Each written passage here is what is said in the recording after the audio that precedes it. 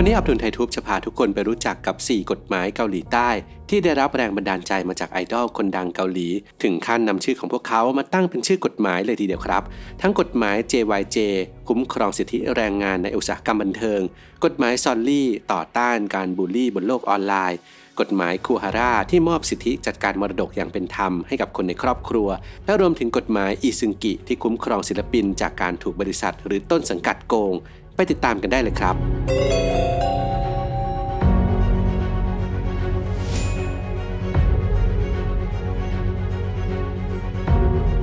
1. กฎหมาย JYJ กฎหมาย JYJ เป็นกฎหมายห้ามสถานีวิทยุและโทรทัศน์แบนศิลปินดาราตามใบสั่งของคนนอกหรือต้นสังกัดเดิมของศิลปินดาราคนนั้นๆกฎหมายฉบับนี้ตั้งตามชื่อวงบอยแบนด์ JYJ ซึ่งประกอบไปด้วยอดีตสมาชิกวงทงบังชินกิจำนวน3คนได้แก่แจจุงยูชอนและจุนซูโดยทั้ง3คนได้ฟ้องร้องยกเลิกสัญญากับต้นสังกัดเดิม SM Entertainment กับเพลงยักษ์ใหญ่ของเกาหลีใต้ในเดือนกรกฎาคมปี 2009 เนื่องจากสัญญาของการทำงานที่มีระยะเวลาผูกมัดยาวนานถึง13 ปีรวมถึงส่วนแบ่งรายได้ระหว่างศิลปินกับบริษัทที่ไม่มีความเป็นธรรมซึ่งต่อมาศาลตัดสินให้สัญญาการทำงานระหว่างสมาชิกทั้ง3คนกับ SM Entertainment มีผลสิ้นสุดลงยุติสัญญาที่มีผลผูกพันทั้งหมดและจะไม่ยุ่งเกี่ยวกับการทำงานของกันและกันในอนาคตอย่างไรก็ตามแม้คดีจะเป็นที่สิ้นสุดแต่สมาชิกวง JYJ กลับไม่สามารถเผยแพร่ผลงานเพลงของตนผ่านโทรทัศน์และวิทยุในเกาหลีใต้ได้เนื่องจากอิทธิพลอันกว้างขวางของต้นสังกัดเดิมในวงการบันเทิงเกาหลีใต้ทำให้ชเวมินฮีสสหญิงจากพรรคประชาธิปไตยแห่งเกาหลีใต้หรือพรรคมินจูผลักดันร่างกฎหมาย JYJ จนรัฐสภามีมติเห็นชอบร่างกฎหมายดังกล่าวกรณีฟ้องร้องของนักร้องทั้ง3คนยังสร้างบรรทัดฐานใหม่ด้านสิทธิแรงงานในวงการบันเทิงเกาหลีใต้โดยในพุทธศักราช 2553 หลังศาลตัดสินระงับสัญญาระหว่าง JYJ และต้นสังกัดเดิมคณะกรรมการการค้าที่เป็นธรรมของเกาหลีใต้ KFTC ได้ออกข้อบังคับสัญญามาตรฐานระหว่างศิลปินดาราศิลปินฝึกหัดและต้นสังกัดที่เป็นธรรมมากขึ้น 2. กฎหมายซอลลี่ต่อต้านการบูลลี่บนโลกออนไลน์สมาชิกรัฐสภาของเกาหลีใต้ได้ร่วมกันเสนอร่างกฎหมายฉบับใหม่เพื่อต่อต้านการระรานทางไซเบอร์หลังจากศิลปินซอลลี่อดีตสมาชิกวง FX เสียชีวิตด้วยภาวะซึมเศร้าจากคำวิจารณ์ที่รุนแรงบนโลกออนไลน์กฎหมายนี้ถูกเรียกว่าซอลลี่ลอหรือกฎหมายซอลลี่มีจุดมุ่งหมายเพื่อบังคับใช้กฎหมายอย่างเข้มงวดเพื่อต่อต้านความคิดเห็นที่ระรานหยาบคายมุ่งร้ายเสียดสีจากบุคคลที่ไม่อาจระบุตัวตนได้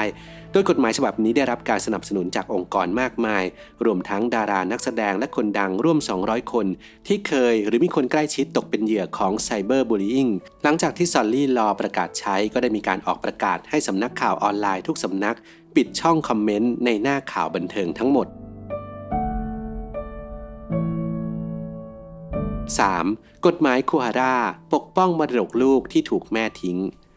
กฎหมายคูฮาร่าหรือกฎหมายการจัดสรรมรดกของบุตรแก่บิดามารดาฉบับใหม่ซึ่งตั้งชื่อตามนักร้องชาวเกาหลีใต้ผู้ล่วงลับคูฮาร่าสมาชิกเกิร์ลกรุ๊ปคาร่ามีผลบังคับใช้อย่างเป็นทางการ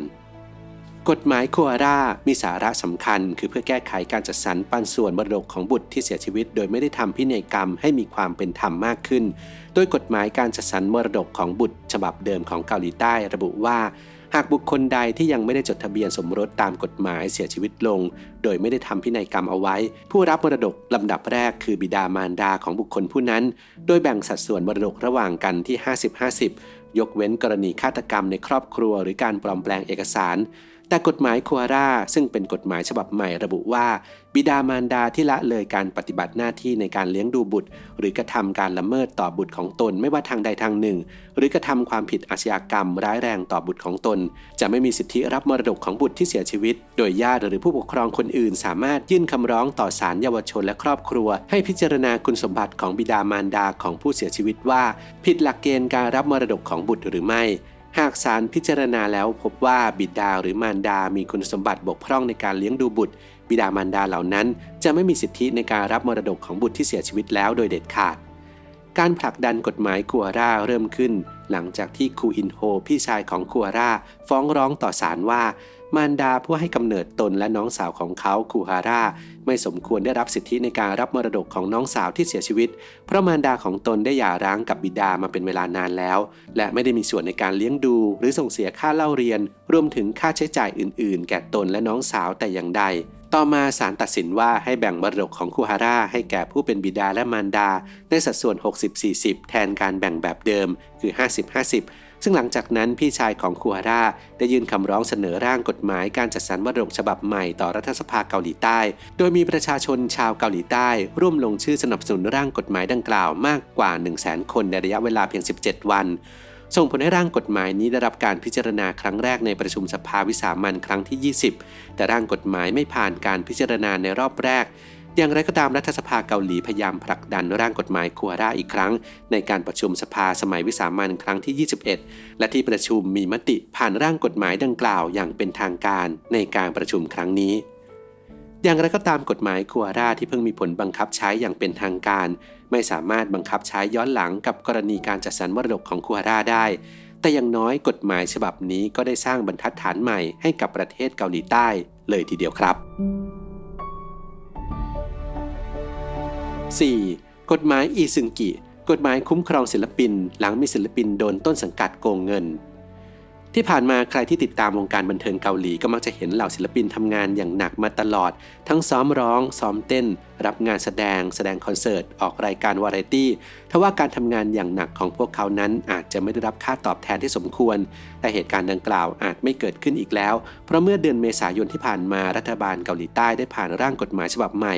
คือพระราชบัญญัติการพัฒนาอุตสาหกรรมศิลปะและวัฒนธรรมประชาชนหรือเรียกว่ากฎหมายป้องกันสถานการณ์อิซึงกิเชื่อว่าหลายคนอาจคุ้นหน้าคุ้นตาอิซึงกินักแสดงหนุ่มจากเรื่องเวกาบอลหรือเมาส์บางก็เห็นเขาในรายการวาไรตี้เกาหลีใต้กันมาบ้างจนอาจจะลืมไปว่าเขาไม่ได้เป็นแค่นักแสดงเท่านั้นเพราะจริงๆแล้วเขาเดบิวต์มาเป็นนักร้องมาก่อนและยังเป็นเจ้าของเพลงฮิตอย่างเพลง Because You're My Girl ทั้งยังมีผลงานเพลงทั้งหมด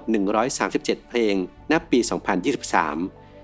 อิซึงกิมีผลงานเยอะขนาดนี้แต่เขากลับคิดว่าอาชีพนักร้องของเขานั้นดูไม่รุ่งเพราะเขาไม่เคยได้รับเงินค่าลิขสิทธิ์จากผลงานเพลงเลยทั้งยังต้องอยู่ในสัญญาทาสมาตลอดระยะเวลา18ปีของเขาในวงการบันเทิงโดยมีการเปิดเผยว่าเขาเคยพยายามเจรจากับทางต้นสังกัด Hook Entertainment เพื่อขอให้ชี้แจงข้อมูลรายละเอียดรายได้แต่ก็ไร้ซึ่งการตอบรับแถมยังเอาแต่บอกว่าเขาเป็นนักร้องติดลบที่ไม่ทำกำไรให้บริษัททั้งที่มีรายงานว่าที่ผ่านมาเขาทำรายได้จากผลงานเพลงให้กับบริษัทกว่า 6.9 พันล้านวอนหรือประมาณ274ล้านบาท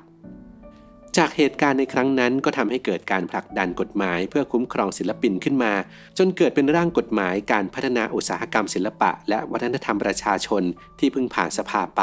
ทั้งนี้เป้าหมายของกฎหมายฉบับนี้นอกจากจะมุ่งแก้ปัญหาต่างๆในอุตสาหกรรม K-POP แล้วยังมีการออกกฎระเบียบใหม่ที่เกี่ยวกับสิทธิของเยาวชนในวงการบันเทิงและข้อสัญญาที่ไม่เป็นธรรม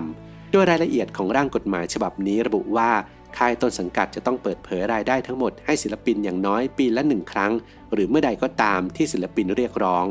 อีกทั้งยังมีการกำหนดชั่วโมงการทำงานของศิลปินด้วยการออกกฎให้ลดเพดานเวลาการทำงานลงและยังกำหนดว่าในศิลปินที่อายุน้อยนั้นห้ามให้บริษัทละเมิดสิทธิของศิลปินในด้านการศึกษา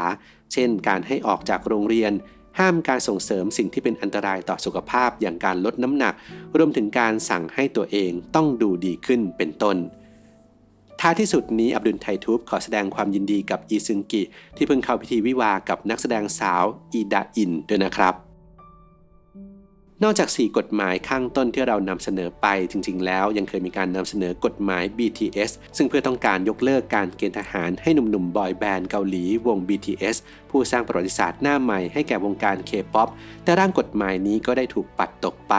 เนื่องจากเป็นการสร้างความไม่เท่าเทียมในสังคมและในปัจจุบันหนุ่มๆ BTS ก็เริ่มทยอยเข้ากรมรับใช้ชาติกันเป็นที่เรียบร้อยแล้ว